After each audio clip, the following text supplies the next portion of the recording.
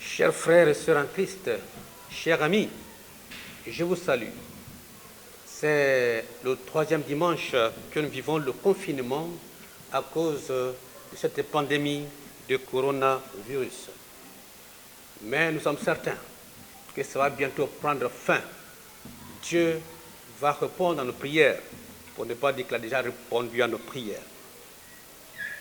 Mais d'ici là, nous devons respecter les consignes qui nous ont été données par l'autorité compétente. Se laver régulièrement les mains avec l'eau et le savon ou avec des solutions alcoolisées et se protéger le nez avec les cache-nez, éviter les grands regroupements et si on veut tousser ou éternuer, comme on l'a appris, il faut le faire dans le creux de la main. Chers frères et sœurs en Christ, la foi chrétienne n'est pas une religion, mais c'est une relation que l'homme a avec son Dieu.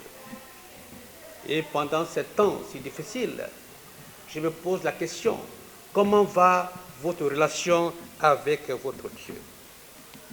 Et ce matin, on aimerait parler un peu de comment la développer, cette relation, malgré les temps et les circonstances que nous vivons.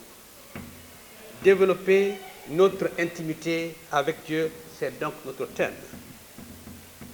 Dans le livre de Hébreux, chapitre 10, versets 19 à 25, nous voyons quand Jésus-Christ, par sa mort et sa résurrection, Dieu ouvre la possibilité que l'homme entre en relation intime avec lui.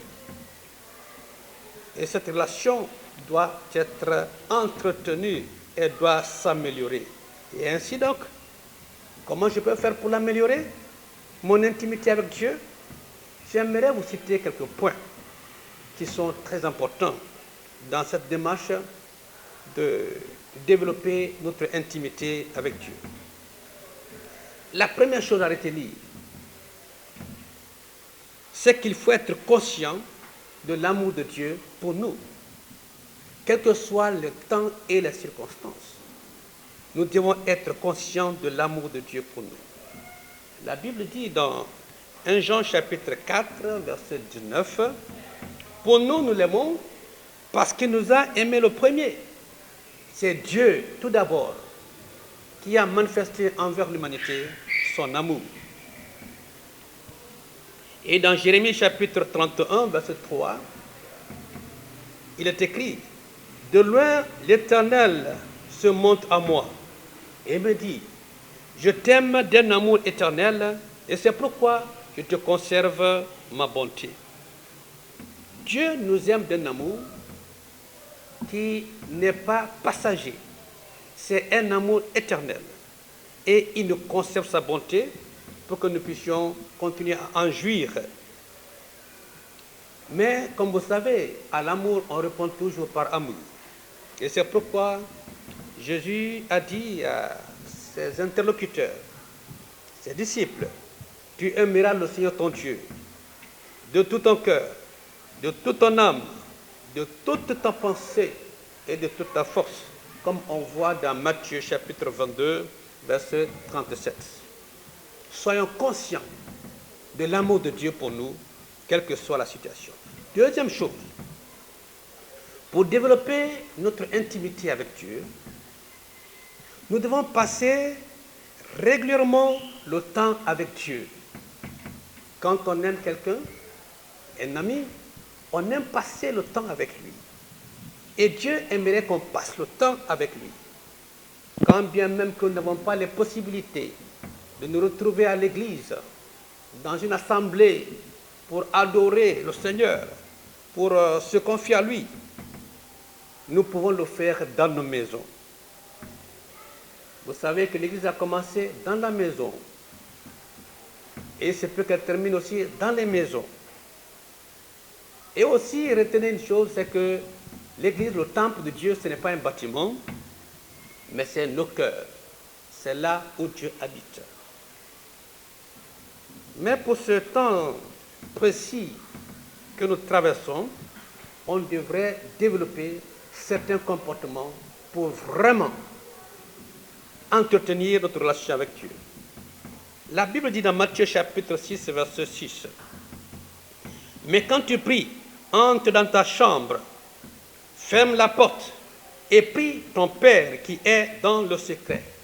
Et ton Père qui voit dans le secret te le rendra. » Nous devons avoir le temps, dans nos maisons, dans nos chambres, pour chercher l'intimité avec Dieu, dans la prière. On a tellement de choses à demander à Dieu, pour nous-mêmes, nos familles, notre Église, notre nation, et pourquoi pas le monde.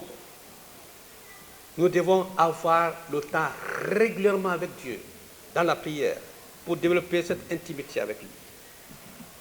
Troisième chose, nous devons être conscients aussi de la présence de Dieu. Nous devons être conscients que Dieu est présent avec nous. Dans Hébreux chapitre 13, verset 5, il est écrit, « Car Dieu lui-même a dit, je ne te délaisserai point et je ne t'abandonnerai point. » Ça veut dire qu'il est avec nous. Il ne nous laisse pas. Donc, soyons conscients qu'il est avec nous. La troisième chose, c'est que nous devons appliquer notre vie à rechercher la sainteté. Ce n'est pas parce qu'on ne vient plus à l'église. On peut se permettre de faire ce qu'on veut, de boire ce qu'on veut boire, de dire ce qu'on veut dire, de se comporter n'importe comment. Non. Nous devons nous appliquer à rechercher Dieu dans la sainteté. La Bible dit clair que ce sont nos crimes, nos péchés qui mettent la séparation entre Dieu et nous. Le péché, Dieu est le péché. Dieu est saint. Et ses enfants doivent être saints, tout comme notre Dieu est saint. Nous devons nous approcher de Dieu dans un cœur sincère, dans la plénitude de la foi, le cœur purifié d'une mauvaise conscience et le corps lavé d'une eau pure, comme nous dit Hébreux chapitre 10, verset 22. Nous devons approcher Dieu dans la sainteté. Aussi, pour développer notre intimité avec Dieu, pour que nous puissions être proches de Dieu dans la sainteté, c'est pourquoi Christ est venu, pour résoudre ce problème de péché, le péché qui éloigne l'homme de Dieu. Jésus-Christ est venu, il est mort sur la croix du Calvaire, il a payé le prix des péchés. Il s'est sacrifié pour que nous soyons pardonnés, que nos péchés soient effacés et que nous puissions avoir la faveur de Dieu. Si tu es enfant de Dieu, il faut savoir que Christ est mort pour que tes péchés soient pardonnés. Et si tu arrives de commettre un péché, peut-être par ignorance, ou bien par mégarde, et même quelquefois de façon intentionnelle, rappelle-toi que ça t'éloigne de Dieu. Confesse ton péché, demande la puissance de l'Esprit de Dieu pour vivre une vie qui glorifie le Seigneur. Si tu n'es pas encore enfant de Dieu, c'est-à-dire si tu n'as pas encore accepté Jésus, je t'invite à l'accepter. Parce que c'est la seule solution que Dieu a donnée aux hommes pour le cas du péché. Pour purifier l'homme du péché, c'est Jésus-Christ et sa mort sur la croix du Calvaire. Chers frères, chères sœurs, chers amis, en attendant de nous revoir un jour, j'aimerais une fois vous dire que Dieu vous aime et il aimerait avoir cette relation intime avec vous, et cela si possible tous les jours. Je vous salue, que Dieu vous bénisse. Amen.